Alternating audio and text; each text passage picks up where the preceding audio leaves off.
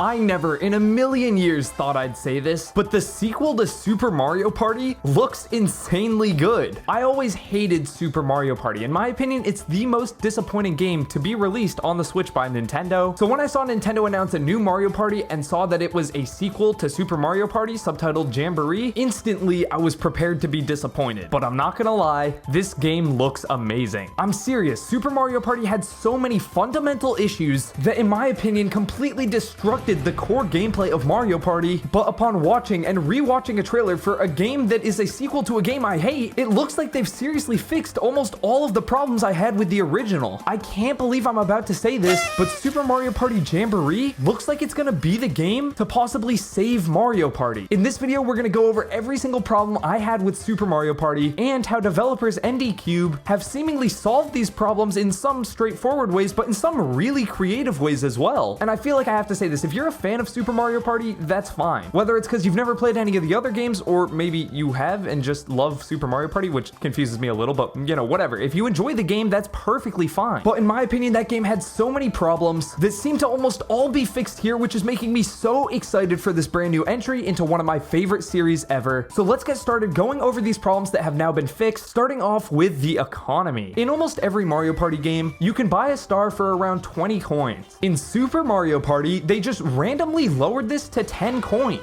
Why they did this, I have no idea. This one incredibly small tweak that could have so easily been just an option that you could have changed with a slider or something, single-handedly took Super Mario Party and made it almost unplayable in my opinion. When stars are permanently half price, but you still get around the same amount of coins as other games, everyone, and I mean everyone, has enough coins to buy a star pretty much at all times. As soon as you get a couple rounds into the game, coins are really no longer an issue at all. Even if you want to buy the most expensive items, like the incredibly overpowered golden pipe, you just can because Mario and all of his friends turn out to be Jeff Bezos in this game. You have so much money, which mean events that give you coins such as mini games and random board events really do not mean much at all. Everyone just had way too many coins. It was completely busted, and right off the bat, Nintendo shows off that the stars in this game are going to be worth 20 coins. Ironically enough, the only time they show someone buying a star is when it's 10 coins, but that's on Rainbow Galleria, the mall board, while they're directly talking about how at some points on that board, you'll be able to get stars for half off. So it looks like normal stars will be 20 coins, which again, this is such a small change, but it's such a big one. Moving on, let's talk about variety. Super Mario Party at the time was billed as one of the biggest Mario Parties ever. And then of course, Super Mario Party Jamboree comes out and it's like, oh, this is also now the new biggest Mario Party ever. And I'm just sitting here like, did they learn their lesson at all? The original Super Mario Party has a bunch of variety, the same way that those awful restaurants with like 30-page menus have a ton of variety. There's a bunch of options in Super Mario Party, but none of them are good. It's a ton of modes with no substance. You have Mario Party and Partner Party, both of which only have 4 boards, the lowest in the series by far.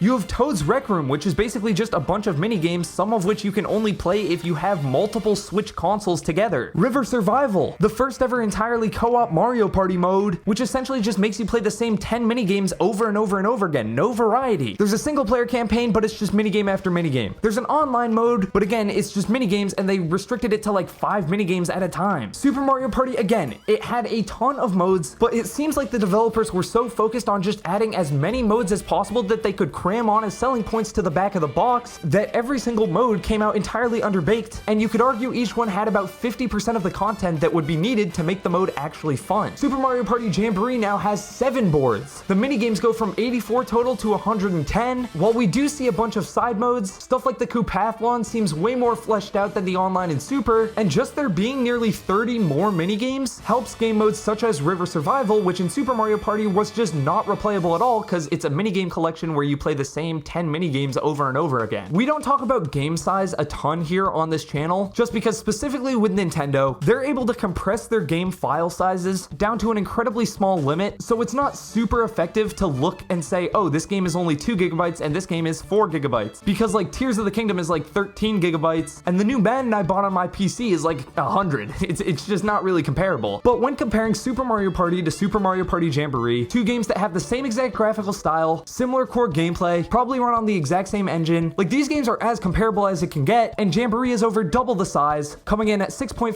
gigabytes to Super Mario Party's 2.9. There is clearly a lot more content in this game, which is good because while Super Mario Party again had a ton of modes, they were just pointless because you couldn't play any one for more than like an hour without just losing all replayability. Next thing I want to talk about is Partner Party. It seems to be gone. Partner Party was a 2v2 side mode of Mario Party that was in Super Mario Party, and if you're a fan of this mode, more power to you. I just do not think it's that fun. I don't think it's any more fun than the original just normal Mario Party mode. In fact, I think it's significantly worse, and it doesn't appear to be in Jamboree. Now, why would you say this is a good thing? I mean, even if the mode sucks, at least you had the option to play it in the original. Now it's just gone. I mean, something, even if it's not great, is better than nothing, and I completely agree, except for when that something absolutely handicaps the main mode of the game. Partner Party works on a grid-based system, which forced all of the 4 maps in Super Mario Party to be developed on a grid-based system. Look at these maps. These just look like something that would be made in like a Mario Party Maker game. Because again, this game did not have a ton of content and they had to reuse the boards between Mario Party and Partner Party. The inclusion of Partner Party, a game mode I'm willing to bet the vast majority of people did not spend that much time with, significantly decreased the quality of every board in the main mode of Mario Party. Partner Party seems to be gone, and with it, the annoying grid-based structure that all the previous boards had to abide by. I mean, look at this, and then look at this. Look at this, and then look at this. The developers are actually allowed to be creative, which in turn is why these seem to be the most innovative boards that we have ever gotten in an ND Cube developed Mario Party game. So yeah, Partner Party is gone, but if you want to partner up with the subscribe button by hitting it and subscribing to the channel, that would seriously help out a lot. Less than 5% of our viewers are subscribed, and we're trying to hit 300,000 subscribers by the end of this year. So if you're interested in getting a lot of great Nintendo content sent to your sub box, hit the button. It would seriously help out a lot. And I have a favor to ask. If you could, let me know down in the comments below what videos you guys want to see us make.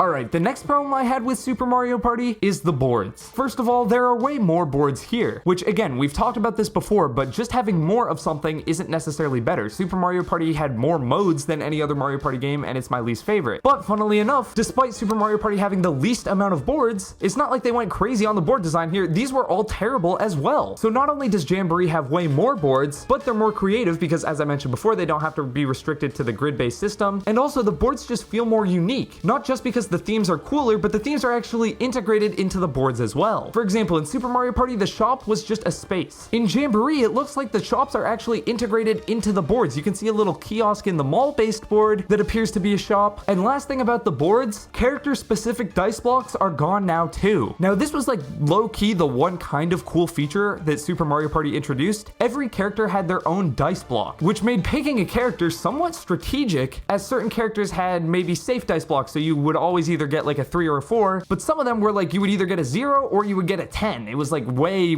more like kind of luck based. That was a cool gimmick, but they completely ruined it by making the normal dice block that everyone gets and most people are probably going to use most of the time 1 through 6 instead of 1 through 10. Because of that, the boards were all a lot smaller, you didn't travel nearly as far, and the game just felt kind of worse in smaller scale because of it. As you can see on the box art with Mario holding up a dice that says 8, plus other examples throughout this initial reveal trailer, 1 through 10 dice blocks are back for every single character, which in my opinion is objectively a good thing and way better than having character dice blocks and the 1 through 6. Just the 1 through 10 is way better. It makes the game feel way more dynamic. Okay, next thing I want to talk about the online. First of all, the original Super Mario Party at launch didn't have any form of online play besides just running through the same minigames over and over again. Only some of the minigames actually had the online functionality, and there wasn't really a game here. You were just kind of playing minigames against other people. Comparatively, Coopathlon absolutely blows this out of the water. Now, I believe Mario Party Star Rush, or one of the 3DS games, had a game mode called Coinathlon, which appears to be pretty much the exact same thing as Coopathlon. And if Coinathlon's anything to go by, this is just going to be way more fun. It's just more engaging. Not only that, but there's this massive 20-player Bowser minigame mode, which seems to culminate in a boss fight where you're shooting bombs at him. This is a way better implementation of online than what Super had. 20-player minigames? This is what Mario Party Online has always kind of needed, in my opinion. Of course, it's fun to just play the main mode online with friends, and I guess being able to play like 5 minigames online is better than not having online at all. But if you're gonna take this game series online, might as well do something that you can't do locally. Having 20 players compete in the same minigame is so sick. It brings like a Fall Guys-esque style to Mario Party. I think that's so cool, and I've talked about that countless times in the past, especially in a big like video essay I did all about Mario Party, so I'm just stoked to see that they're finally kind of adding that in. Next, I want to talk briefly about Toad's Rec Room. It was a cool concept, but I'm not gonna lie, it was completely pointless. Toad's Rec Room was basically a collection collection of like side mini games. Most of them you could just play on your own, but for a decent chunk of them, the main draw was being able to play them with another Switch console, meaning you had to have two people who not only bought Super Mario Party, but also had their Switches together. One of these Toad Rec Room games was exclusively locked behind this. Again, this is a cool concept, but in practice, this sucks. Legit, very few people, I'm sure, have been able to actually play these games as they're intended with two different Switches put together, so it's just a waste of dev time. I'm glad they didn't bring this back and are now able to put more development time into adding way more minigames and way more boards. Last, I want to bring up the controls. Super Mario Party required everyone to use a Joy-Con. Now, I can kind of understand why they did this. There were certain minigames that were motion control schemed, so third-party controllers wouldn't work, and specific ones like when you were flipping the pan, while they could have worked with the Pro Controller or any other controller that did have gyro, they were clearly developed with the shape of the Joy-Con in mind. But honestly, I still don't think that's a good enough excuse. You should allow people to use whatever controller they want, and if people are using controllers that maybe aren't Joy-Cons, a little message pops up before you start playing that says, hey, yo, you're not going to be able to play any motion control minigames, just letting you know that. Switch to Joy-Con if you want to. That would have been perfectly acceptable. No one would have batted an eye there. But they didn't do that. They forced you to use Joy-Con, so if you wanted to play this with more than just two people, you had to spend $90 on extra Joy-Cons no matter how many Pro controllers or how many third-party controllers you had. It was just a little weird. Luckily, that is gone here now. You can use a Pro controller, and I'm assuming most third-party controllers as well. Again, this is a small change that makes all the difference in the world, just allowing so many more people to actually play this game and enjoy it for the incredibly fun and innovative Mario Party game it appears to be. Again, I'm shocked I'm even making this video. If you told me that they would make another Super Mario Party game and I would be stoked for it, I would have called you a liar straight to your face. I really do not like the first game, but Jamboree looks to fix almost every problem I had with it, most of which we've just gone over in this video. So if you enjoyed this video, hit the like button, and if you want more Super Mario Party Jamboree content, my boy PJ made a video talking about brand new characters we could see added to this game, ranking them all and how likely they are, so click the button on screen right now. I'm Thomas on the Switch Stop, signing off. Peace.